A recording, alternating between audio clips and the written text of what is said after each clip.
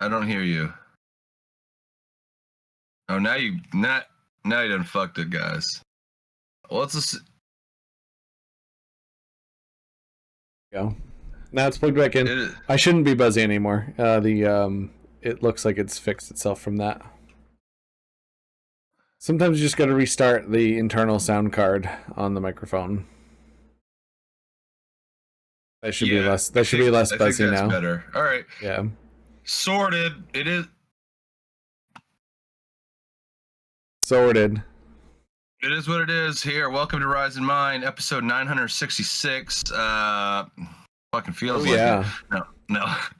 Whoa. No, we're on like what, 30 or 40?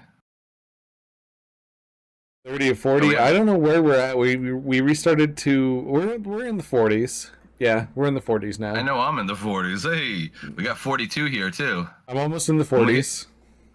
36. Yeah, you got a good few years, man. That's good. I have 4 years it'll go fast. To get married, buy a house, pay off a car. That's what those are the measures for success. No, that like what, 1953? Thank you. No, you're right. Yeah, those are old measures. Wow. Very old measures of success. You know what success to me is? Having fun with your life. There's that, and then there's I put 10 zip ties together into like a little spider shape, and I gave it to my cat, and she is the happiest cat in the world right now. Like, she's so happy. Yeah, my cat's very happy too. That's success to me. Is that an issue, Em? You turning it down so you don't have an echo? No, it's not. It's not reaching the microphone. I can't hear my audio. I can't hear her. I can't hear her listening to us. You can't fucking hear her listening to it because she's not part of the reality of us speaking on mics. She's not in this reality. She's in another universe. She's in a different realm, dude. I was turning my volume down. Oh. So I can't hear what Matt's saying. Yeah. You can't hear what Matt's saying now? Because I turned the volume. Could you? Yeah. Oh, I don't know. That's what you're saying. Yeah, so that she doesn't have an echo. You're not part of this realm, dude. She's in another universe. She's in another universe. Okay. You need me. Thank you, Emily. Appreciate you. Hi. Aw. High five. Pushing you away. High five time. I touched her. She is in this realm. Turns out. Dude, Abso learned how to high five finally. Oh, it only took her 4 decades. When you follow the you look at the elbow and it hits every time. Yeah. Yep. Yeah, she would be really bad. She'd like push too. She'd do like the. It's like that's not a high five. That's like a halt. Let's do a quick recap. How was your week, dude? Okay, let's see what this week was. I know you had the witches dance. That was cool. Oh, that was that was the end of last week. Yeah, so no, just like how did that go? Like we talked about it a little bit in the Halloween episode, and I saw an image, looked awesome. Maybe I can bring it up here actually. Of all you guys posed together.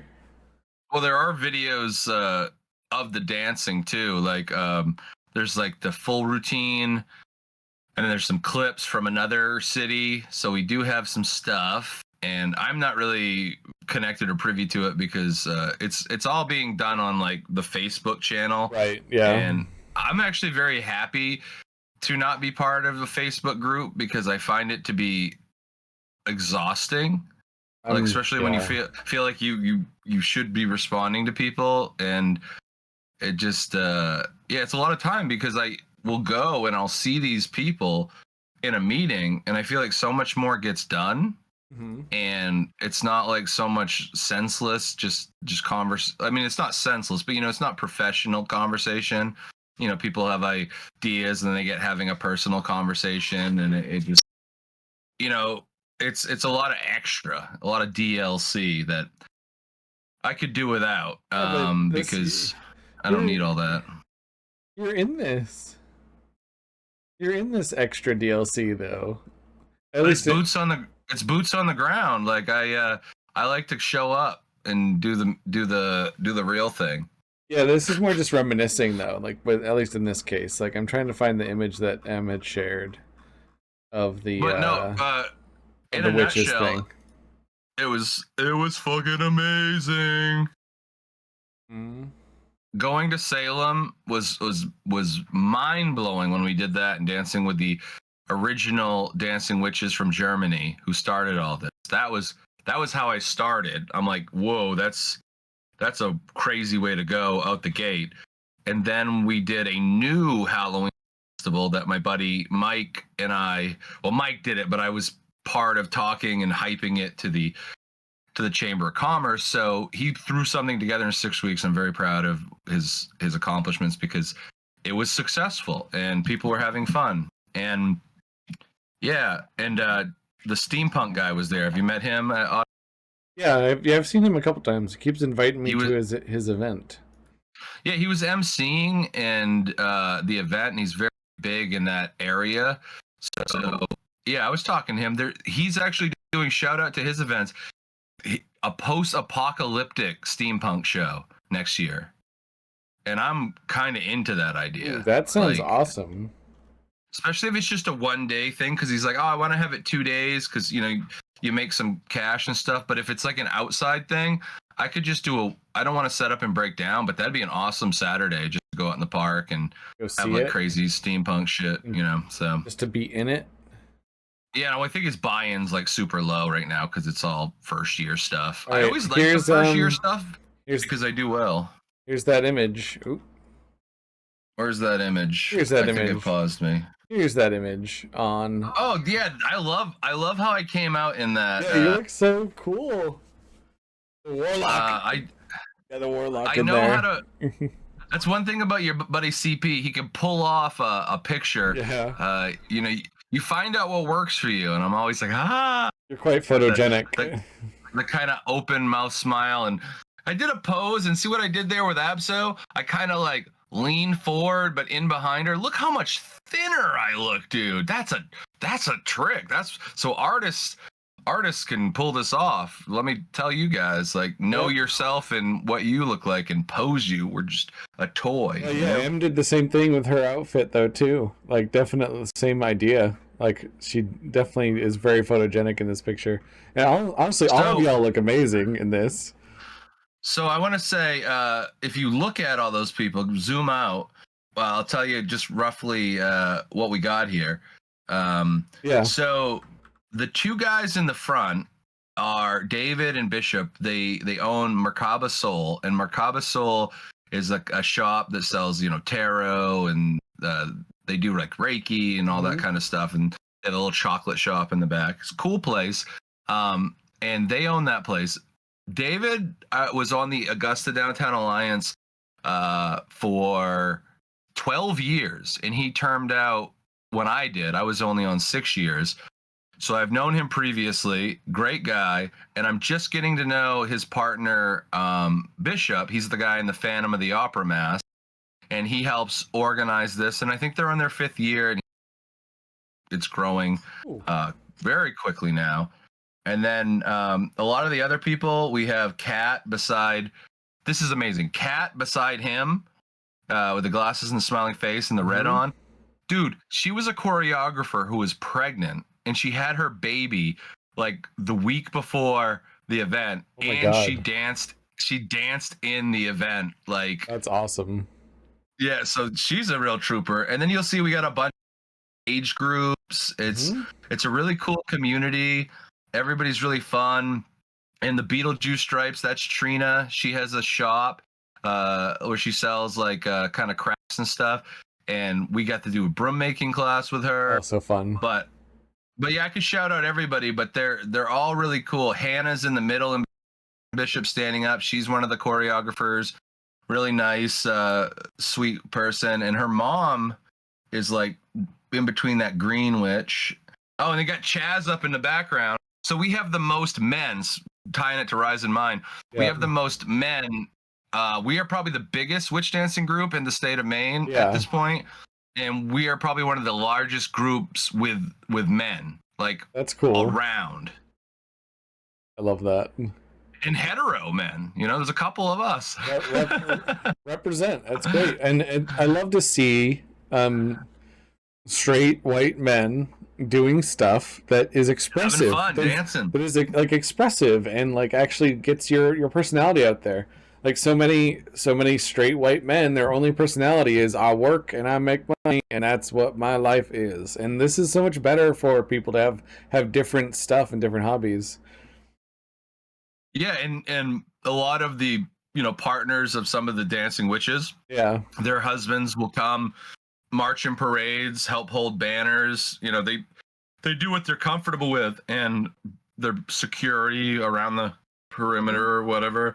But yeah, there's always a job for everybody. And my friend Karen's in there. She made me this awesome witch hat. We used to go to school together, and we've been kind of reunited. And she actually became a dancing partner just because we'd goof so much that we'd always end up hanging out.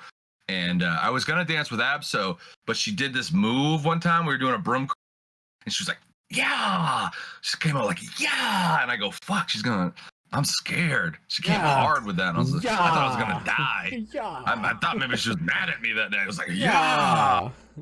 But no, she got to dance with Mike, and we a lot of it's trading off different partners, so that's how you end up with different people, because because there's the end dance. We actually dance in a circle, and then we trade partners and keep moving around the circle. But you know what? This is talking about challenging yourself. This is something that was I've been talking to Matt lately about just kind of reeling it in and trying to figure out after a couple years of RAM, like where am I at and where's my headspace? Yeah. And I think the headspace is too much. Like RAM is definitely a mind dump for me. It's a just way to try to get out some stuff, so I'm not in my head. But doing something like dancing, connecting with a community, physically moving around, not having to worry about the world's problems. You just have to worry about dance steps. There's something that's really simple and nice about it, and I realized that I need more of that in my life. I need to get more out of my head, make the art, do the writing, put it on the page, but then go outside. We talked about it a lot. Walk around and right there with you, see the world, but then participate in something that's community based and fun. And I don't care like what the end, I mean, I do what the end result is. How big these things get. A lot of times, you know, they go as far as they go, but it's just so fun to be part of anything when it's fresh for you. Like it was a blast. And we're doing a winter walk, so we're taking it out of Halloween, and I manifested a hat. I've been really good at manifestation since Halloween. That's what we're gonna. And if nobody knows that's what we're talking about today too. Like that's what we're gonna do. Costa Clan, good morning. Yay. Good morning. Cheers to you, sir. So yeah, we're talking about just kind of change and manifestation and different beliefs to kind of, for me personally, to move in direction. And for our title, I posed it as a question: is your hard work paying off, or is it manifestation? And it's a lot to it. Do you want to get into it, or were you going to finish the story there? Sorry, I didn't mean to interrupt. No, I mean, I could talk a lot about the witch stuff, but I've kind of I gave myself closure. Like I work really hard for things, and it feels good when I can say, even though we're moving, checked out a bit. I'm like, I don't have to go so hard. I've done the performance. I've helped the group, and you know, this next one I see more as a fun thing, and, just representation, and you know, you don't always have to put so much into everything. You can just go have fun, and this is going to be one, you know, jump around and have some fun, and well, get people hyped up. Let's break it down then. Yeah, let's start. Break it down. We're starting to dig, guys. Digging, breaking the ground. So it's interesting. I looked up the definition of manifestation. It's not how it's being used lately. It's fun. yeah? It's interesting. Manifestation. So, an event, action, or object that clearly shows or embodies something, especially a theory or an abstract idea. Well, Or, manifestation can also be like a ghost. well, that's what you know? that's. I'm going through them. One of them is an appearance of a ghost or spirit is one of them, and then you have the action or act of showing an abstract idea. So the manifestation of anxiety over upcoming exams, like you can manifest, and I think that's more the action or fact of showing an abstract idea. I think that's how we're using it today. I think that you can think through something and it will manifest in your life, and that's how people normally use it. A symptom Yeah, or a sign of an ailment is one thing. Mhm. It's basically something that wasn't there That's a that has great. come into reality. Yep. And Abso basically just that's great. Yeah. Didn't have bread for Fluffernutter sandwich and discovered Fluffernutter oatmeal. So because the bread wasn't there, she still found a way to use the Fluffernutter in something else through and that wouldn't have happened if the bread was there. And then it puts you into that kind of free will category of like, are we on a current? Are we on a ride? Like people say, sit back and enjoy the ride. Did Abso make that decision, or was Abso just going to have fluff? And it didn't matter if there was bread or not. Fluff was just going to happen. And then the thing came as about, like, because it had to happen. This graph is interesting. Look at this graph. It's graph. Well, it's like I got the graph. Like no, with the Nickelback. Look at this photograph. Oh, yeah. Graph. Look at this photograph. Yeah, it's a graph. Look at this. So Look at this. Manifestation was used heavily in the 1850s, and then it lost usage in the 1900s up to 1950. Gained ground in the 70s, and then now it's back up on the rise. Yeah, it seems like a kind of ideological swing, where people want to get more spiritual. And this is a list. How would one start manifesting? So this is, I'm just trying to give people an idea, right? So write down your goals. So when you write things down, you manifest better because you're thinking about it more. Develop a positive mindset and reframe your negative energy. That's what you're doing currently. Yeah. Make a vision board. I haven't tried the vision board yet. I've heard it's very useful. Yeah. I think we should do that either at the start of the new year or by the end of the year ending. We should start 2025 with a vision board. It doesn't have to be. Hold on, I gotta manifest the vision board. I need to write this down. Yeah, we will create a vision board. They're already existing in reality, and it can be drawings or photos.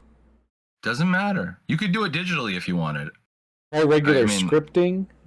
Practice gratitude. Use positive affirmations. That's a good one. Gratitude is important. Like, gratitude's easy to forget about because it's like, oh, I can't pay the bills, and there's these things that you're definitely not happy or grateful to be in your situation. But then I look around, and it's like, well, because of them, I have this and that, This is a pivotal moment. I'm doing it live on Rise and Mind. Did you manifest it? I'm opening a brand new sketchbook. Oh yeah, he's gonna write his name in the front of it, and it's gonna go on the stack of empties. I have so many sketchbooks that are like 60% full, and for some reason I don't. Dude, I got so many journals that fucking have nothing in them. I wanted this one because it's like a green color. It's hard to tell the green. Oh yeah, you can kind of see the green, and the paper is made of stone. What? Yep. It's a stone paper sketchbook. Great stone sketchbook. I don't know if you can hear it.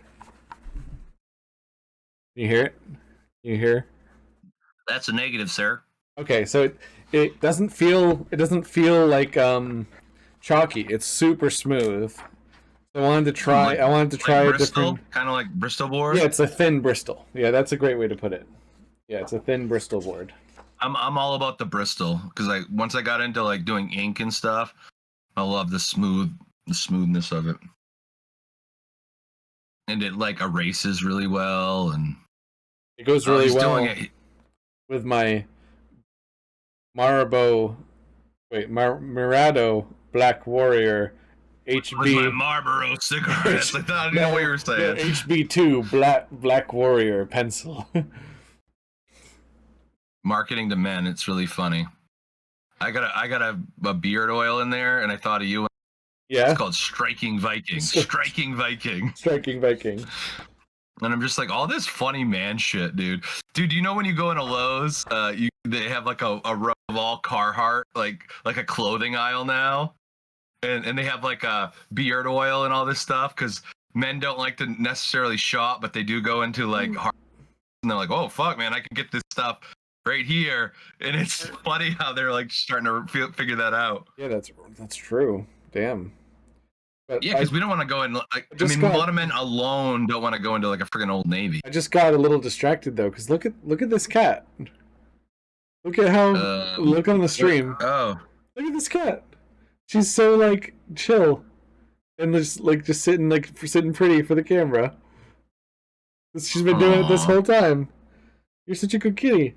What a good photogenic girl. But I also just learned that she loves the twist ties, and I let her play with them. And so I think that she's just relaxed now that she got to play a little.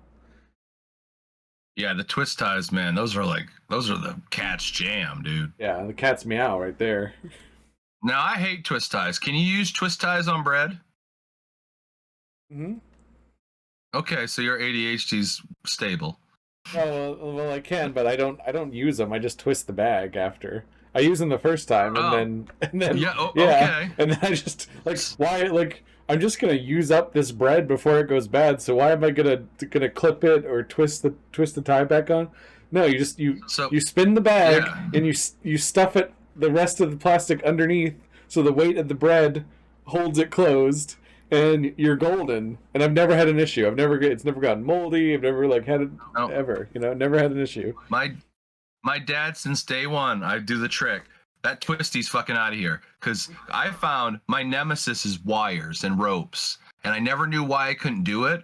But when you're untwisting a tab, it has all these different directions. And all of a sudden you'll forget which direction you were going. Yeah. And then you'll start wrapping it back up. And I find it to be so awful and tedious. 2024, what does that say? 2024 vision board. Written down. Well, it probably should be 2025, but... Oh, you're right. Thank you. Unless you're going to really crank it out in the next month and a half. We're going to retroactive this crap. What do I want out of the rest of the year? I just want to get my shit done, put away for winter. That's my vision board. Everything in the shed. Just get rid of the shed. Just burn it. Lanterns made out of string abso? I don't know. I don't know what the fuck that even means. So this is a subject very near and dear to my heart, this manifestation thing, because my oh wait, the bread. I want to show you the technique. Dude. Hogbog showed me this. Take the tab off, grab the top, spin it, like do a quick spin of the bread, and then flop the plastic down and set the bread on it. That works too. Yep, that's what I do. Yep. And it's such an ADHD move. Dude, I can't open packages. Can you open packages? I fucking just stab them with knives. Because what I do the tediousness of this. What you do is you take if it's a one piece of tape and not like the around the rim as well. If it's just the one across the seam, you flip it onto its longer side, and then you press in with two thumbs, and it releases the tape, and then you can get your fingers underneath, pull up, and then you can pull down to strip like across the longer portion, and then it's open. Okay, well, yeah, that's a cool tip. I just to clarify, I didn't say it quite right. I meant more of like kitchen packages, like when they have different zippers, and I stab them with a knife, because I'd stab a box with a knife anyway. Yeah, but kitchen packages too. Yeah, that makes sense. I'll stab through the corner, and then I'll like pull the corner out, and then I just rip the top off, and there it is, and I fold over the top. Can you imagine if I lived with someone who was like completely like OCD with like every little like thing like that? I'd be a chaos force running through the house. That's what I was. That's how my ADHD manifests a lot. Is that I do tend to, like find systems for things, and when I encounter an item that the system doesn't apply, I get incredibly frustrated. It's like, oh, you taped around the rim of the box, and now my trick doesn't work anymore. And now I need to find a knife, and I'm like, oh, screw this. This box is going to remain unopened for the next 2 days. I've destroyed stuff before. Yeah. Like ADHD people do destroy stuff by tinkering a little bit too much and playing around. But I've gotten to the point where, I've completely destroyed stuff where it's like, this isn't, how can I live in society? This You is know, we it disrupts me. We live in a society. We're So- supposed to sorry. homogenize this stuff so we all know how to use. We're, Damn it! We're losing ourselves again, CP. Let's see. We got manifestation. Now, Yeah. how many times did you felt like you were manifesting, and then the thing happened, right? And then you did what Christians do. You gave the credit to an outside source. You said, "Oh, I manifested that." No, you just worked really hard, and then it worked out for you. How many times does that happen to you? I think I do simultaneously take some credit because I'm allowing myself to tap in and do the work, but I do think less so the idea of God and more so I'm not saying that that's not viable. Like I like the idea of a God and a Jesus. I also like the idea of a Buddha and whoever. And I like Buddhism because it's like an energy. Yeah. And that's what I kind of started with. So I call it the wavelength or the flow. Oh, that's good. And I like that, the flow. Yep. I believe there is a current that you can just sit back and ride. But as humans, we have this idea of free will. And free will gives a lot of anxiety and depression about decision making. True. Yeah. And like I can literally look at something and be like, man, I got to put those bushes in because winter's coming, and like stare at it for days and kind of create that anxiety. And I'm like, what if that thought has popped in for a reason? What if that's just what I meant to do right now? And it works really well with ADHD, flowing. You're not making a list. You're just kind of going with the flow and go with your gut on everything. And I find that it helps create the direction to the things that I'm trying to achieve. But also, you have to believe it because there's a certain amount of psychology that it's a self-fulfilling prophecy. Yeah. Like that's something psychologists and that's a big part of will use. Like if you think I'm gonna die because I have a destructive lifestyle and I drink or do drugs, of course you are. Like that's the causality. You understand where you're going, but then when you just accept that, you kind of manifest that life through your action. So action is important, but I think it's part me and part something bigger. Because spirit, body, and mind are the most important things I think for a human existence. But we've been a lot about mind. You and Rise in Mind. We focus a lot about internal stuff and trying to philosophize and make outcomes, and that's just one side of the whole thing. Like going for a walk and disconnecting your body and spending a lot of time on just being conscious of your body and the breathing and how your muscles are tied together. I've been doing more of that since the dancing because I was getting out and doing something. I'm like, oh, I didn't know you can move like this. And it separates me from all that internal noise that can build up. But then there's spirit. Like, how are you connecting to something outside of yourself? Whatever you believe that character is wearing or looks like, acknowledging that there's things bigger, and it doesn't have to be a mystical entity. Just the fact that you're one person in 8 billion. Yeah. Like our society's huge, and we're just small little pieces. It sometimes can be humbling. Like when your life feels like it's all falling apart, and it's like, oh well, there's other people. Like when I text a friend or something, and I'm like, oh, my life's fucking falling apart, and then I find out, yeah, I'm sorry, dude. And then it's like, what do you do? Oh, I'm waiting in the hospital because my wife is checking out this, and it's like, oh, you're currently going through some shit now too, and now I feel kind of like a dink, but people need each other, and it is important to reach out, but just realize we're all in something. Yeah, we're all going through it. Damaris, So welcome. I'm trying to learn how to compartmentalize those things and then figure out how they might work together.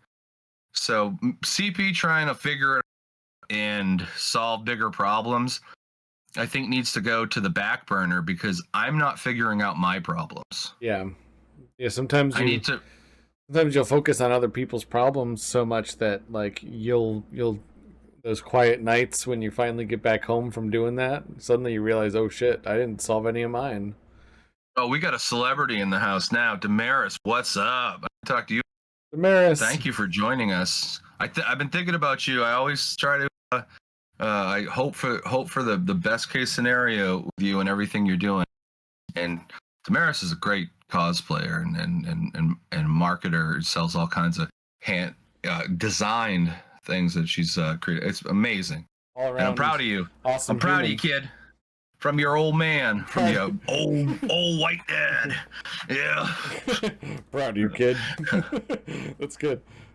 I'm sure she needs the validation of a middle-aged white man. So back to so like the putting hard work into other people's lives. Sometimes that's a way to manifest finding out how to fix your own problems, though. You do have to apply the knowledge, though, and actually do it. But like through helping Stacy with things, I've learned so much about like what I can do to make my life better. And slowly over time, like things are starting to mix and mold into each other. Like I used to have this thing where I would always wake up early, and I had lost it over time. And through being with Stacy, I now try to wake up early on days where I actually have stuff to do. I wake up as early as possible and go do it. I usually just stay up all night. That's real early. Like that's the best way to. That's really efficient. It's incredibly efficient. Those of Who you knew? Not waking up in existential dread and worrying for what you have to do. Those of you watching the stream, when you could go and do it in 2 hours. Those of you watching the live stream, we are encountering some dropped frames. You probably won't see the stream very clearly, if at all. But I am doing a recording, so if you are hearing what I'm saying now, there will be a recording up, and that will be clear and easy to follow. Yeah, it's windy. We'll just blame it on that. Blame it on the wind. Blame it on Spectrum. Do you have a lot of wind right now? No, I shouldn't. Usually it only does this when something's being downloaded, so I don't know what's going on. Oh no, I mean just like your weather. Like it's just really that. Yeah. That, I don't know if that whistle came through kind of wind, and it's very cold and kind of wet. It's that. It's wintry. It's not. We can feel it. I don't want winter. I want it to not snow for 3 months, and it can snow just a ornamental amount. I mean, if all the weather reports are true, that's what it's going to be. I'm concerned though, because I feel like it's definitely not as laid back as it was last year. Last year, like the warmest winter I think we ever had in Maine, but I feel like it's ebbs and flows, and it really does feel like it's coming off colder and cold that's more unique to the times when it was really cold. Oh, yeah. But I'm not going to manifest that. No, it's going to be come on, fucking hot winter, hot winter. I think the biggest thing when it comes to manifesting is we will manifest bad things way more than we manifest good things.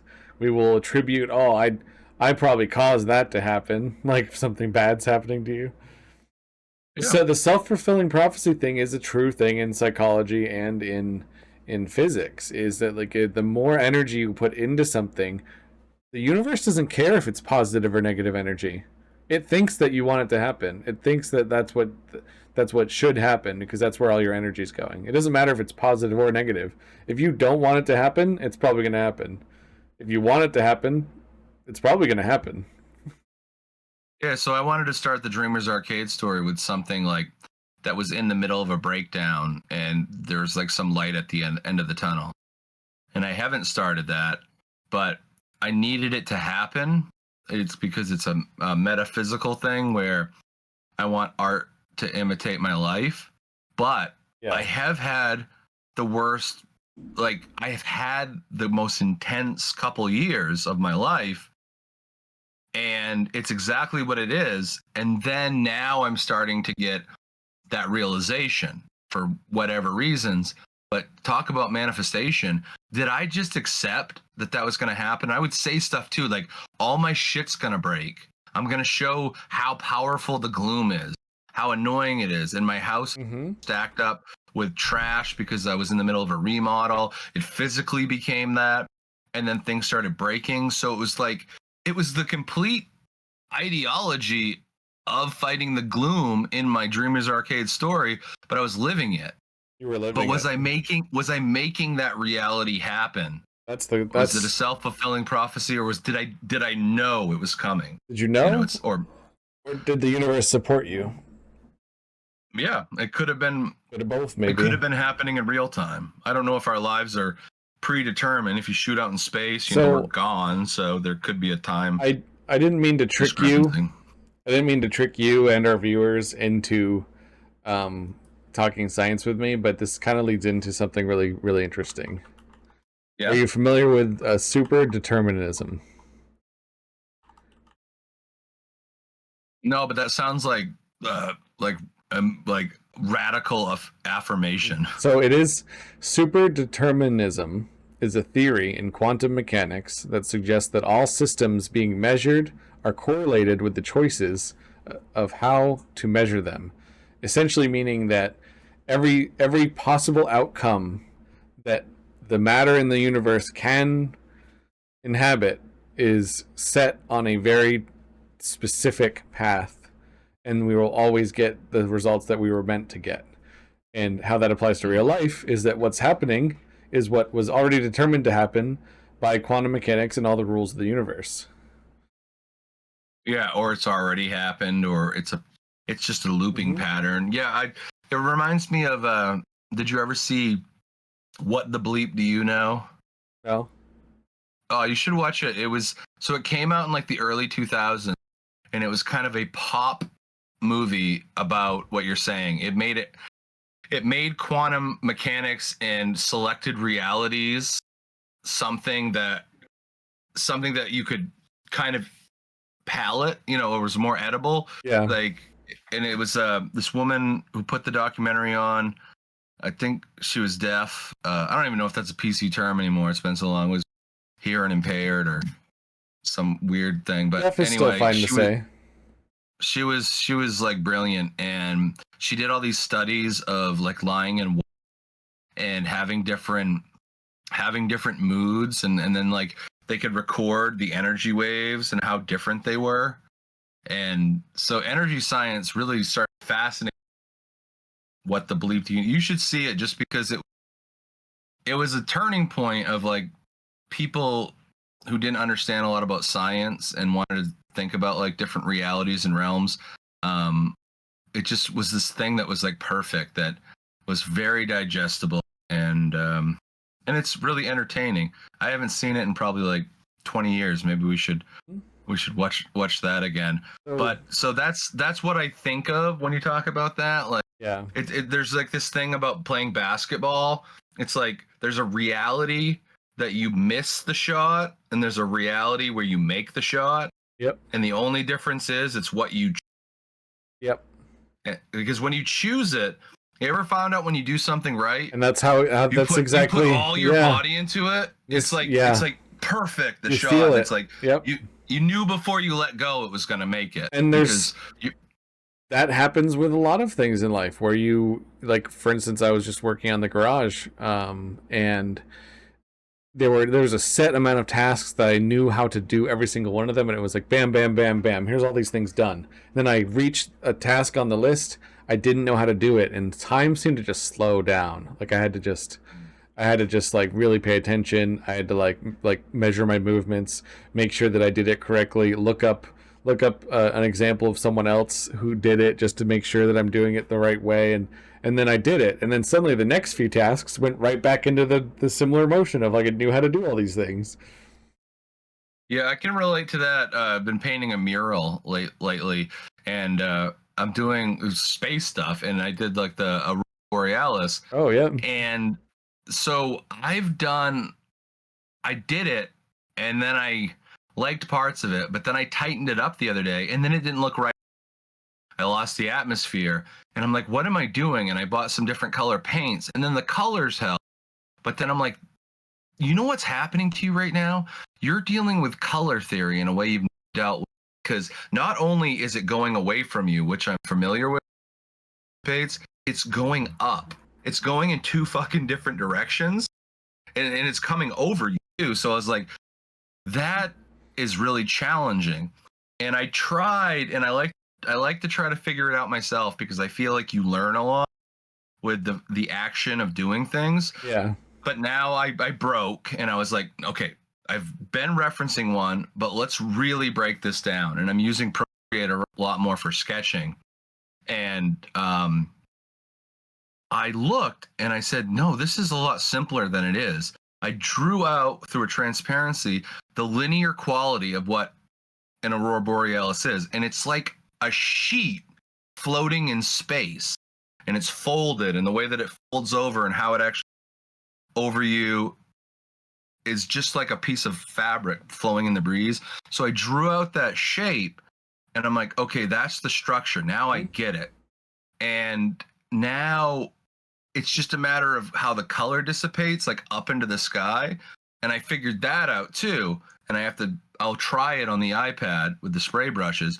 But now I'm almost to a point where it's like, okay, all the work is, it was what it was. I don't know if it's successful. I'll probably just paint over what I already have.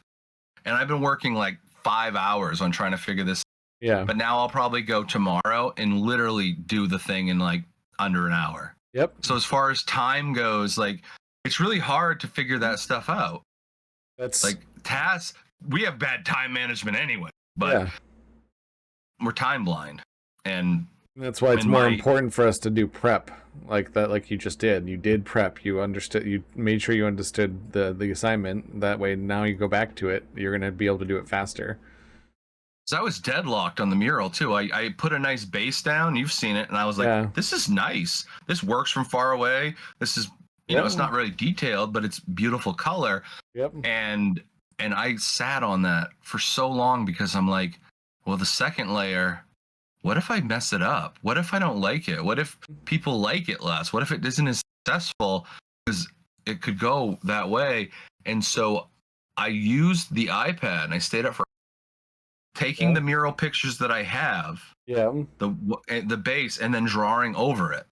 And then I could just erase, and I didn't have that anxiety because I worked it out in the prep. And yeah, that was very important lesson for me. That's awesome.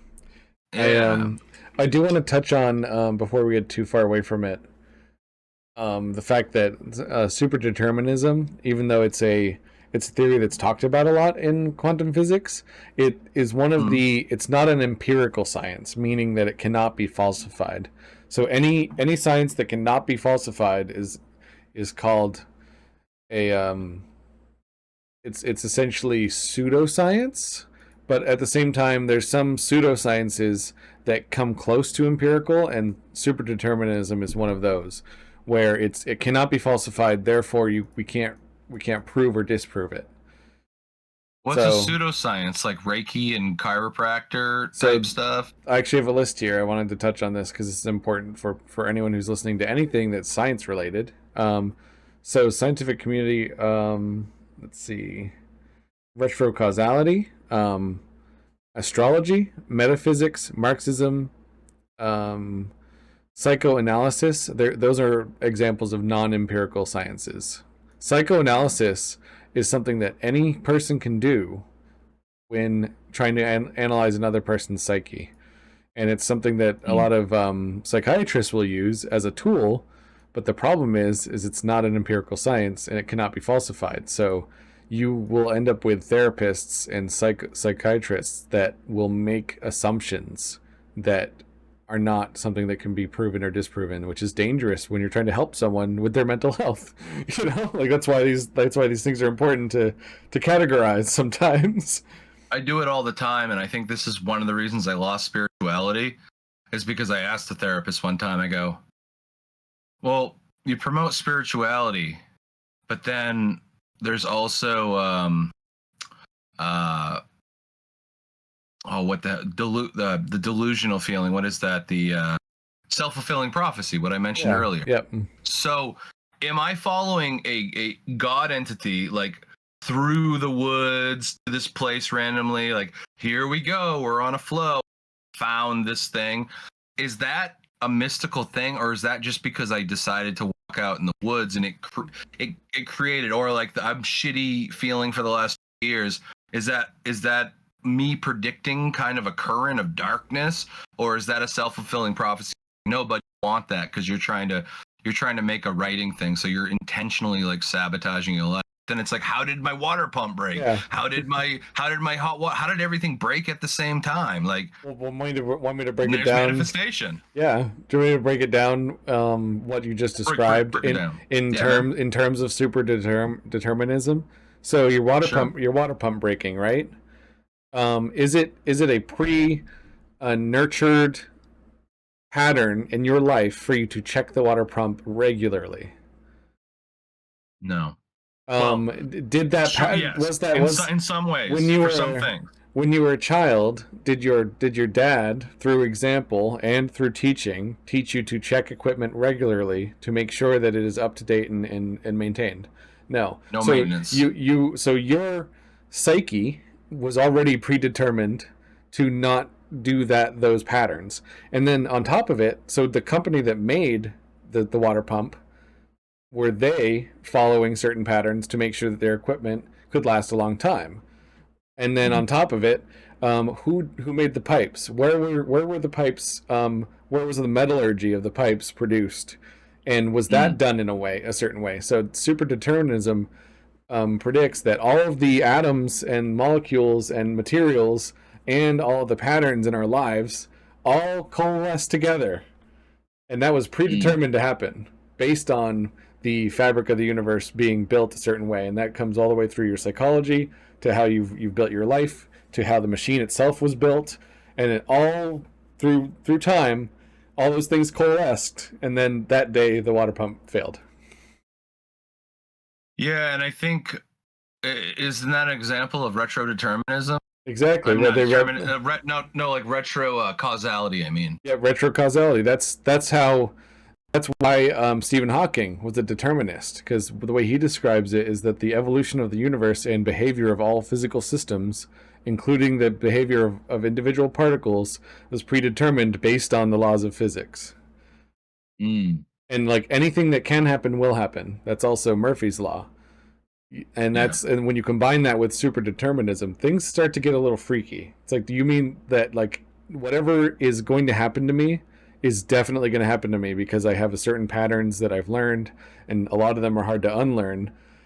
And then on top of it, like all the way I choose my products, like I tend to buy cheap stuff because I don't have the money to buy good stuff. Or you can't do the maintenance more regularly. Like yeah. Auto mechanics, like once I started buying a newer car and putting in the oil changes and all the stuff more often, my cars were less likely, like the water pump, randomly crap out. Mm-hmm.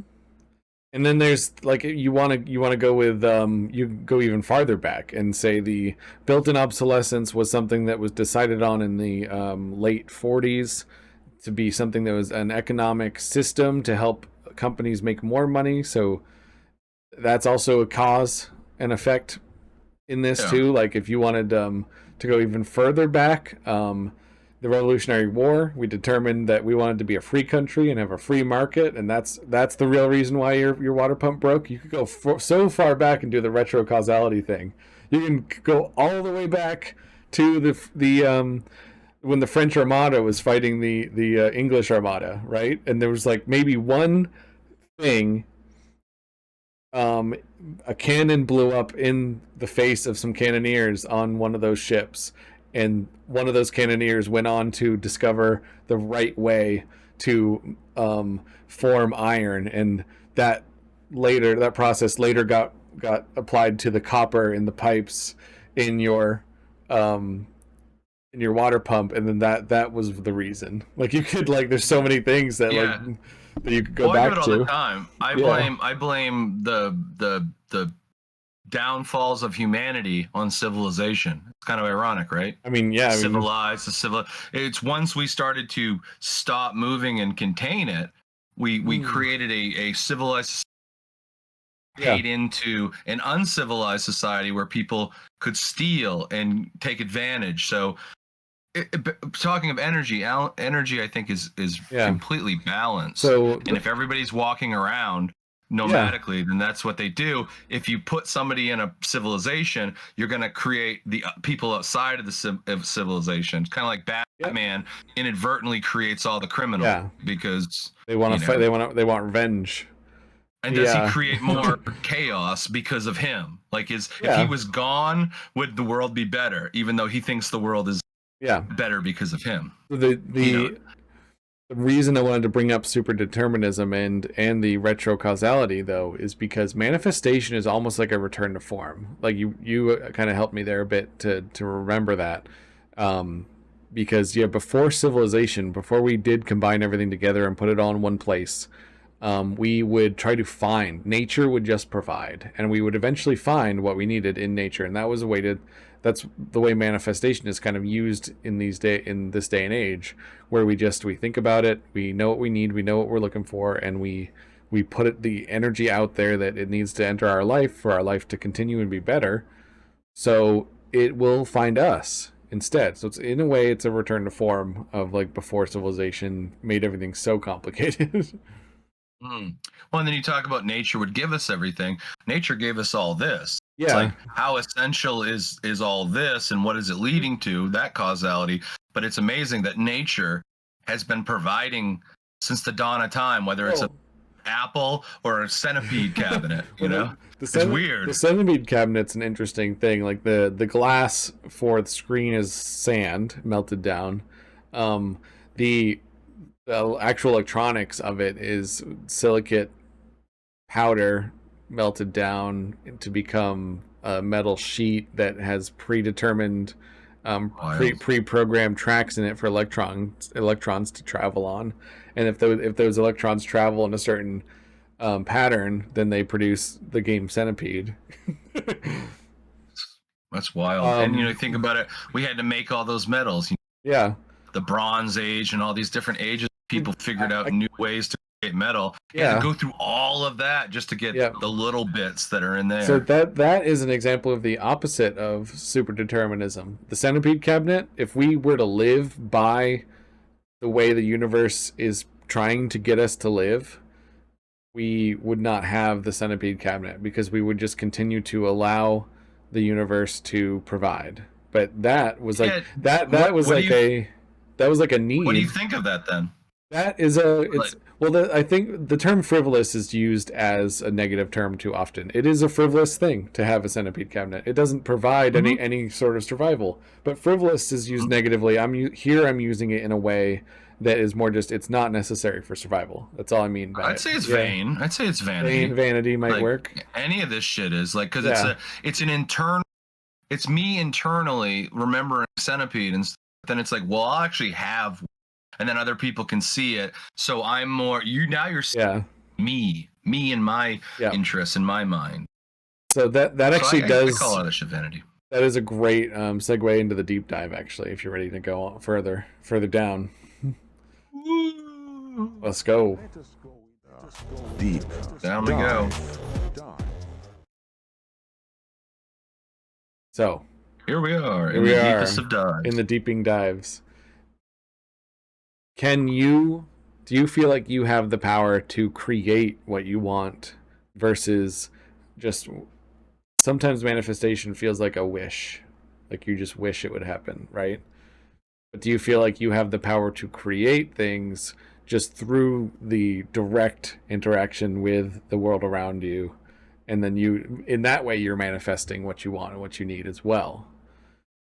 Yeah, these days, absolutely. The last couple months is uncanny. And maybe it's because I'm on a wavelength. Maybe it's because a lot of bad stuff happened. And because I was saying before the podcast, you go so low, you hit the bottom, and you can't go any lower. So then it's like you seeing what the top is.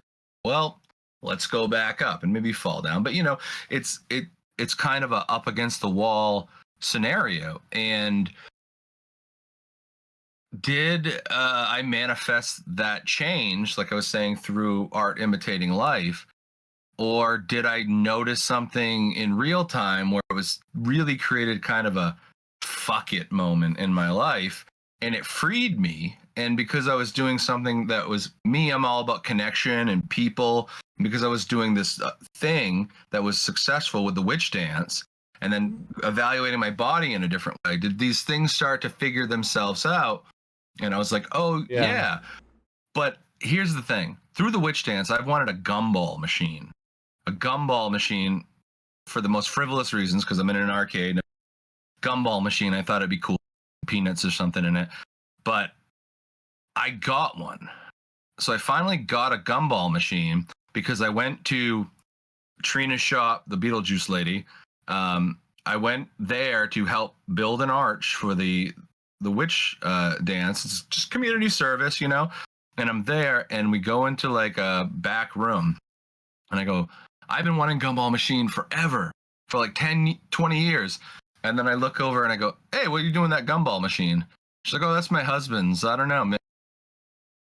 The next day she goes, yeah, my husband's getting rid of that. I'll bring it. And I got a free gumball machine after all these years, valued at $180. Damn. They're not cheap. And I don't have the money to throw that around. And especially now, I'm broke as hell. I'm not buying myself anything extra. I'm just getting by with the bills. But then to get something kind of put in your life that you've wanted for a while, it's like, no, I feel like the world's not going to break me. Like, it's been so hard, but if I really look there, it's offering me things, and I just have to not stay in one spot. I have to be moving around for this to happen. And then after that, dude, it just kept happening. Oh, so you're practicing. There's another thing on one of these lists that I'm looking at where one of the methods to manifest is to walk the walk. Yeah, it's the flow, dude. Yeah, you stay in the lane in which you know that the thing could possibly happen. Yeah, it's the flow, dude. Yeah, you stay in the lane in which you know that the thing could possibly happen. Mm-hmm. Yeah, and you can't do it by just like being stuck in your head and staying in an area, because like that's just daydreaming. It's not like someone's gonna bring the gumball to my. I used to do that at the conventions when I first started. I didn't really know how to sell my stuff. So a lot of the time I would just be there and I'd be upset. I'd be like, how come I'm not selling well? I'm here, aren't I? Yeah, why aren't they just like knocking at my door? I used to think that with art, people visiting, like, why aren't people just, I have my own place. I have all coming over to my home. Like it was delusional. Like, no, you have to put the work in. Yeah. Like, that's where then when you get out there for the first time, it doesn't mean anyone's going to buy it. You realize that. Oh, now I have to engage and sell it. I have to put the energy in. We're gonna get into woo woo territory, but it's still I find it kind of funny. So what you're referring to is in this spectrum, it's called the vibration of receiving. So like you have to be open to actually receiving. And some people will go, oh, manifestation is not real, and I'm just it's just like just wishing for something to happen, and then like something happens and it's just a coincidence. To those people I almost want to say, like, have you actually tried? Have you actually like visualized in your mind what you want, made a clear goal, and then gotten yourself into the idea of I will receive this. Like, have you actually tried to do it? And sometimes it happens to Stacy constantly. It's gotten to the point where she'll be all surprised, and I'll be like, no, it's not surprising to me because it just happens to you. Like, I consider her to be like a conduit for the universe in a way, because she's gotten so good at this manifesting thing that it just, like, things just show up in her life. Like, her truck will always have something in it that she was looking for less than a couple days, like, not desperately, but really needing for her life, and it'll just be in her truck suddenly, and I'll be like, huh. There you go. Yeah, it's very weird, and it's like, it's part of that example of what I said earlier. She's thinking about it, and she's moving around. Yeah. And is she being pushed to certain areas? But it's the commitment to be like, well, I can't just sit here. Yeah. And I do a similar thing. She does. It's fun. It's basically treasure hunting. You know what your goal is, and then you just look out there in the.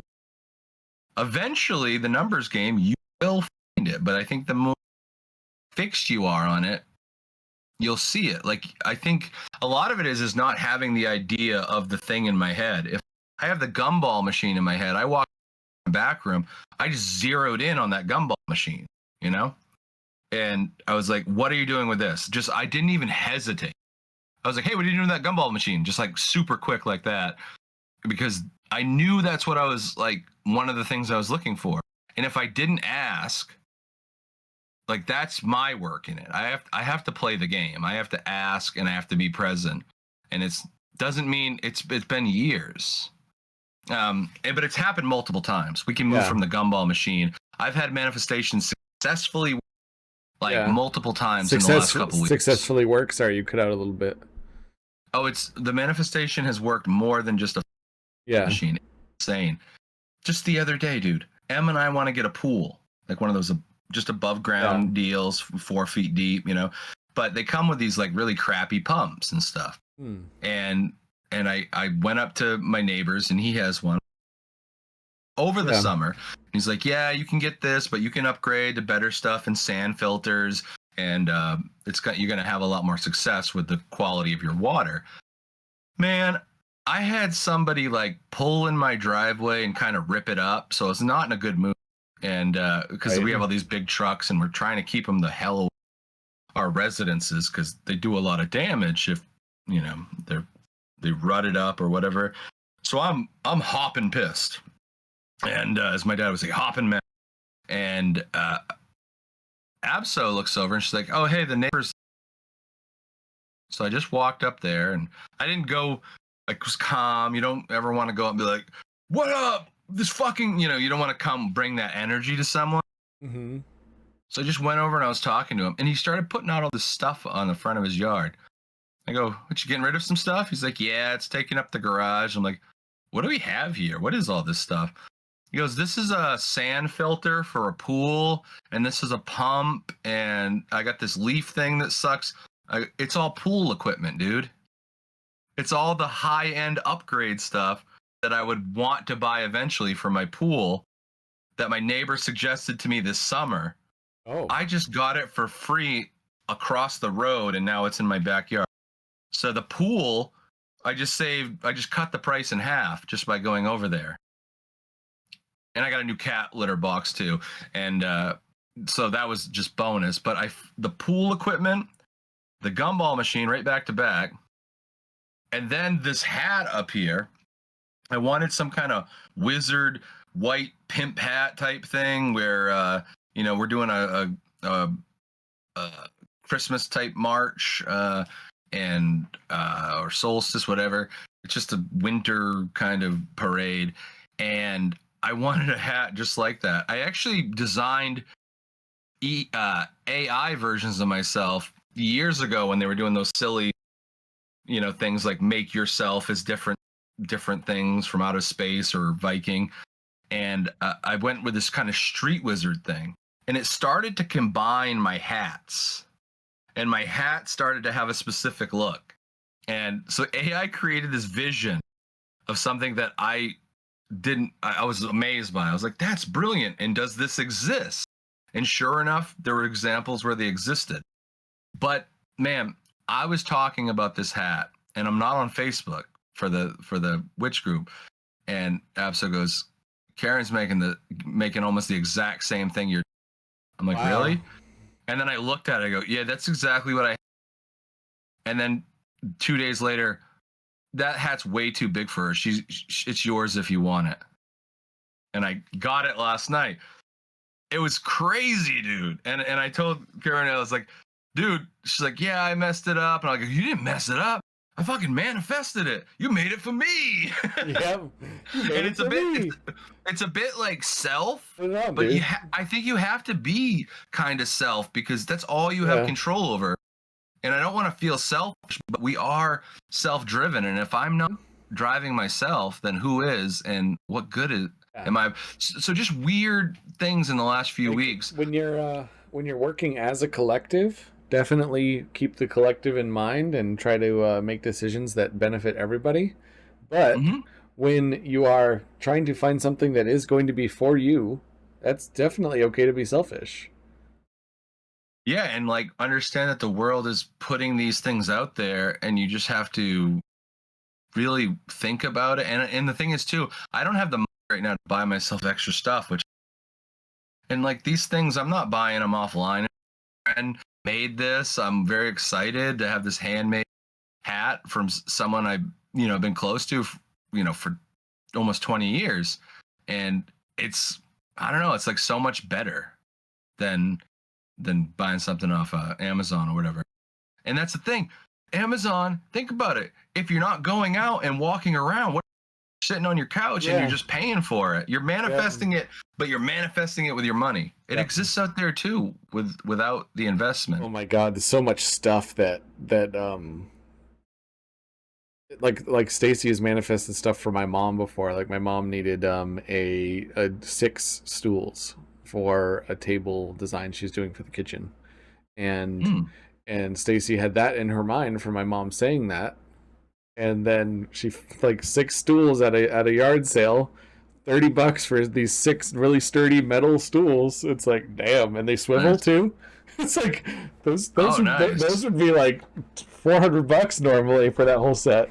It's like, damn, that's good. And she didn't have to like go online to buy it. It was out of, and all like people throw out the craziest things where they give all it had was one bolt was missing. And it's the same bolt that every chair ever uses. You know that really tall Allen wrench bolt with the tall head on it. Yep. That every chair uses. That's all it was. I had like 20 of them in my bolt bin. Yeah, I saved. You always get extra bolts from things you put together. Save those. You always got to save them because I was able to. I fixed that swivel chair in like 2 minutes. And then just threw some WD-40 on it, and it's like, well, it's brand new again. Wow, so difficult, so difficult to fix. But that's the thing we were talking about earlier with value too. Like some people don't value things the same way, so they go, oh, one chair broke in this set, and I can't have just 5 of these chairs. I need 6. So now I got to buy a whole new set. And if they have the money to do that, they're just going to do that instead of trying to fix it. And they probably don't. Someone like that probably doesn't have a bolt bin or screw jar. Yeah, well, you talked about planned obsolescence earlier of like one part breaking and then the whole thing goes. But there's also perceived obsolescence, which is the psychological fact of this is out of fashion. This is boring now. So like now I want to move on. Yeah, it's not actually obsolete. It just feels like it because there's newer stuff and better stuff. I have that issue with video games and computers. I need to catch myself doing that more often. Like, I don't actually need the new video card if 95% of video games are working fine on the current one that I have. I know. Yeah. I was like, I don't even need to buy any video games at all. Yeah. I had that epiphany years ago. I was like, dude, you have so many retro games. You could just play the Centipede and become really awesome at it. Yep. You could just have the one game and just get like really good instead of Yep. turning it on for a minute and then walking away Or using it as a backdrop. I have this issue with, it's probably an ADHD symptom actually, of where I hate backtracking. I hate doing things over again. So games will claim that they're replayable. Not for someone like me. It's like you're not replayable because it feels the same again. Even like a game like Baldur's Gate 3 that has 100 different endings, it still feels the same. Even if I'm playing a different class, a different race, a different gender character, even, all of that doesn't matter. It still feels like I'm playing the same game over again. So I'm having that's why the freshness is gone. Yeah. What I did to combat that this time is I am doing 2 playthroughs at the same time. And we finished our evil playthrough, and that was like really cool. And now we're going through with the good guy playthrough, and we're finding that because of the way the dice rolls work out in the game, my good guy playthrough is turning into like a neutral or an almost evil playthrough anyway, because of some of the choices you have to make. And if you fail certain dice rolls, it's like, well, too bad. Walking that line. Yeah, and it's much harder. Like it was so easy to swing all the way to the evil side on the evil playthrough. It was so easy, just immediately evil. But in the good guy playthrough, it's a constant, walking that line, trying so hard to be like, nope, we're trying to make good decisions. And then every time you try to make a good decision, one side of your party is like, oh, I don't like what you did, and another side of the party is like, oh, I love what you did. And then there's also NPCs in the world and different factions in the world that I was finding really easy to interact with in the evil playthrough, where in the good playthrough it's really hard because they're making choices where some of them are good choices, some of them are bad. Whereas in the evil playthrough, if you didn't like someone, you just killed them. And it's funny. I wish I always think of so this is a weird thing about video games. I haven't played a lot of the games where you can choose between good or evil. I have played a few. And Star Wars Knights of the Old Republic. That's a good. Oh, that was the OG being able to do good or evil playthroughs. Yeah. Yeah. Fable's good. Yeah. And BioShock. Oh, I forgot BioShock had the morality system too. Oh shit, that's right. In all of those games, would you kindly? I love Skeletor and villains and badasses and Negan from The Walking Dead, and I want to think that that's how I'm going to play these games. Like, big dick the situation. I always do the good. I'm like, dude, why are you so predetermined to be a good person? You want to be so bad, but because it's we I don't know, man. Well, can I do some mild psychoanalysis here? Oh, good luck. Yeah, well, not on you, but on society more so. I feel like people inherently want to be good, and whenever we look at other people and it seems like their life is easy, we assume that they're being evil, but they're also trying to be good. They think they're doing the right thing. Everyone. Yeah, it's perspective. It's perspective. Yeah, everyone thinks they're doing the right thing. So when you play a video game that actually does have literal black and white options, it starts to get skewed very easily and very quickly, because we do inherently want to do the right thing and have things work out. Whereas in the evil playthrough of Baldur's Gate 3, we reached a point where we had no one to sell our items to, and our inventories were full because we had killed or like no economy. Yeah, Chop the economy down. Yeah, it wasn't until Act 3 of the game that we finally found some shopkeepers that would actually talk to us and allow us to sell to them. And then we killed them, but not until that was. Could you imagine? Yeah. And like, I don't think real life works that way. Is the thing is like, I don't think that you would find that you could do some really despicable things, but if you blatantly do despicable things in real life, you get arrested. or Yeah, it does impact your life. There's no Yeah. shopkeeper. You're talking about. There might not be there's less job opportunities. Everything you do does have impacts societally. So we as a whole. it all boils down to survival. So there's not really necessarily any good or evil in real life, but in games. Yeah, it's subjective perspective, and I don't know if you watched The Walking Dead. I did to an extent. Did you watch? I got up to Negan. I got up to those episodes. Oh man, you stopped with like the best part. So I watched it up. Like my friend showed me who Negan was, and I was like, oh, this is fun. And so I watched up, expecting that moment. When that series got to that moment, it was exactly what you're talking about. It was awesome because you're following this police officer who's he's got that authoritarian kind of background, and he's got this code of ethics or whatever, but he's essentially running a group as a cop, and how he would do that as the leader. And you roll with him for like 5 seasons, so you become connected. And sometimes it's like I would just go, it's grime time, because it's grime time. Because every once in a while it'd become grime time, and he'd do some horrible shit. And then Carol, who's one of my favorite characters, every once in a while she'd just do some horrible shit, and you'd be like, they did it out of necessity, but was that good? Aren't these guys my traveling companions? And so it was morally kind of skewing and making you feel different. When Negan came in, he's like a super bad guy because he's just started killing them. And it's like, no, he has a code of rules, and he's leading through authoritarian. But it's a different system, and now because they're similar, you and Rick are gonna like bout head to head, and Rick got stripped of all his power instantly, and then he was basically being robbed by Negan and his crew. But Negan's crew worked as a crew, and Rick's crew worked as a crew. They were just different. So whatever community you were part of, you would just hate the other crew, violate. But it's all perspective. Like I could easily go back and forth with, hey, they're doing this cool agrarian thing, and then Negan, you'd love that idea. He's a Viking. It's nomadic. It's like, yeah, no, I'm gonna militarize.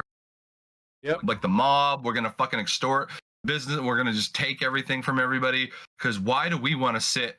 Because he's like, I don't have time to grow broccoli or shit like that. I think he said something. They're becoming like a military. They're figuring out a way to use they start designing bullets with science. Like it's like North Korea, dude. They're just like, we don't have resources. Let's just get guns and weapons, and then it puts them in an advantageous perspective to be back in control. Oh yeah. How this connects with manifestation. I just wanted to tie that knot, so to speak. Manifestation is neither good nor evil either. Like it's all about what, if you desperately want something not to happen, you are still giving it energy. So why not think about the positive thing that you want to happen instead of and you don't always know what the result is. This is the real tricky part, right? That gumball machine could fall on my foot and break it as much as I've wanted it, and that seems preposterous, right? Well, I guess I wanted my foot to break then. I mean, it's funny, right? But here's the thing. I've said this story. I just said it to my dad the other day, and it's sad because when I was in my 20s, I've been working for this couple, which we've talked about, that are now in retirement communities, and I go to their house every week.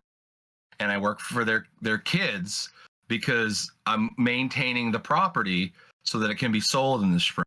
And I'm dealing with this reality of every day, this experience of 30 years is winding down.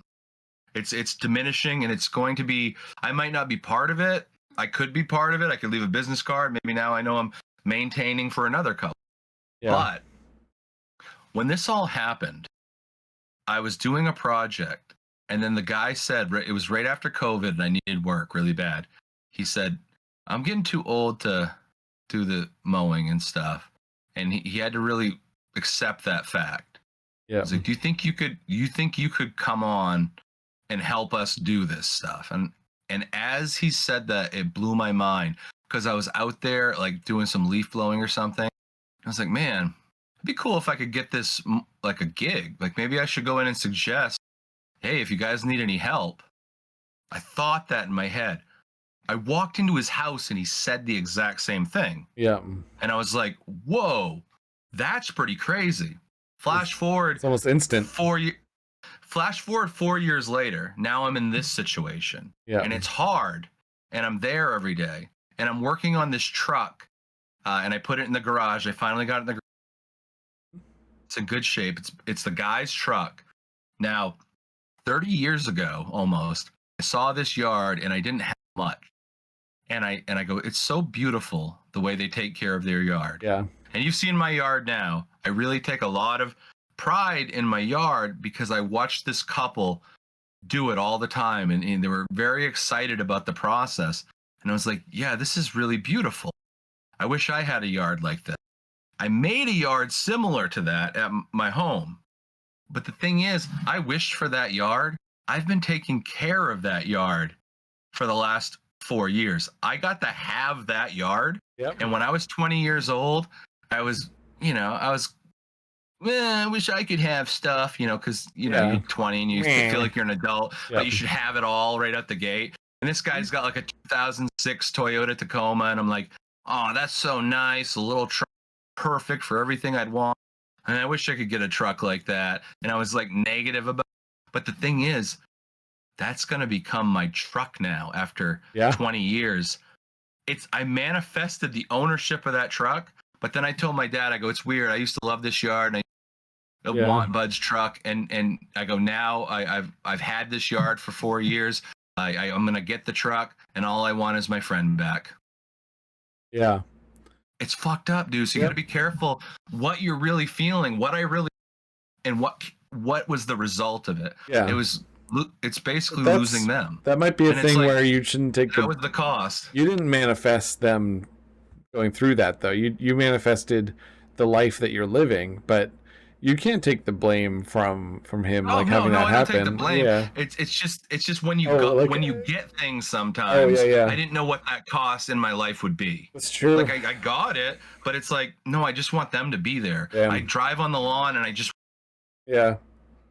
I don't want to think that they're separate. You want them to be there. Retirement homes and they don't see each other and like these things, or that they're never coming back here. Yeah. And then I see the house slowly get less. The pictures on the walls are going away, and it's like, thankfully, I get to be part of that for process of dealing with losing something that was 30. I mean, basically, it's like losing my grandparents. Yeah. Because these were my shoehorned in grandparents that I looked up to. And they went to Absol and I's wedding, and they were always part of our lives, and we love those people. Mm-hmm. And it's sad that it's all going away, but thankfully it's going away very slowly. But I did reap these weird benefits of things that I want. But sometimes in this story, I found out something that was more. Yeah. The manifesting the truck didn't mean shit. Manifesting the idea of the lawn, it was just things that I did think about, but it's just the experience of being part of something and getting to know these people, and things will come at a cost. And the truck, I will remember him, and I will probably talk to the truck like him, just because it's what I do. Yeah. I use an artifact, and I call the truck his name, and I want to get a little etched metal thing to put in the dash so I can see him and remember him, and through that object he lives on. And I want about trucks. It's something that's not computerized. When the apocalypse happens, I can tinker it and retrofit it. No, I'm not going to manifest that. Yeah. CP and a Toyota Taco in the wasteland. Wasteland Taco. Now if the apocalypse actually happens, it's not going to be the way that it is in the movies. It's going to be very slow. It's not going to be sudden pandemonium and riots and fires. No, it's going to be one day. Life just is going to be a lot different, and we'll make the best out of it we can. It's not going to be nuts like the movies make it seem to be. Well, the movies only have 2 hours to put it out. I know, right? they gotta make it like, they gotta make it seem sudden. I mean, I think in truth, like, we all want to see a lot of things change and social change, and we're so used to clicking a button and having things happen instantly. But if you look at history, you take a 100-year gap and say that's a maximum life of a human being. What really happens in that gap? And has it been happening for a while? Does it happen and then go back the way it is and then kind of ebb and flow? Yeah, it's How much social change do you really get to see within a?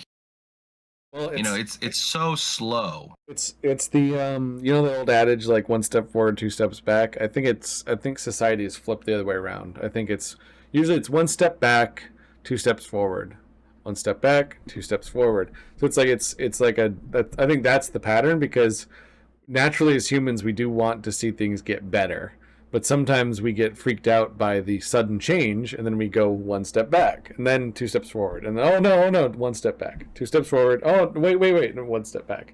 I think that's what's been happening over the course of like the last 80 years, is that like we make a little bit of progress and people get scared, and then people go, oh, maybe I overreacted, and then they let a little bit more progress the next time.